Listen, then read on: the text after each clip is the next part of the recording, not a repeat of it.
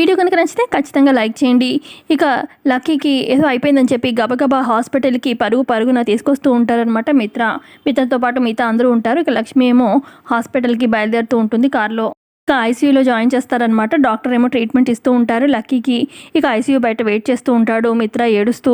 ఇక అక్కడే జాను కూడా ఉంటుంది. ఇక మనీషా తిడుతూ ఉంటుంది జానుని, మీ అక్క నిర్వాకం వల్ల ఇంట్లోనే తగ్గిపోవాల్సిన జ్వరం తగ్గకుండా ఆఖరికి హాస్పిటల్ పాలైంది లక్కీ. ఇదంతా మీ అక్క వల్లే. కంటి పాపలా చూసుకోవాల్సిన చిన్న పసి పాపని మీ అక్కకి వదిలి వెళ్ళిపోవడానికి మనసెలా వచ్చిందో. జాను అంటుంది, మా అక్కని అనవసరమైన మాటలు అనకండి అని చెప్పి అంటూ ఉంటే అప్పుడు దేవ్యాని అందుకొని, ఇదే అసలు జున్నుగడికి జరుగుంటే మీ అక్క ఇలాగే వదిలిపెట్టి వెళ్ళిపోతుందా? లక్కీ తన కన్న కూతురు కాదు కదా, అందుకే ఇలాంటి పనులు వింటూనే ఉంటాడనమాట మిత్ర. ఇక మిత్ర ఇలా అంటాడు, లక్కీకి ఏదైనా జరిగితే అసలు లక్ష్మిని క్షమించే పనే లేదు, అసలు లక్ష్మి అంత చూస్తాను నేనే అని చెప్పి మిత్ర అంటూ ఉంటే జాను వివేక్ షాక్ అవుతారు. అదే టైంకి లక్ష్మి జున్నుని తీసుకొని కారులో ఇక హాస్పిటల్కి వస్తూ పరుగున వస్తూ ఉంటుంది.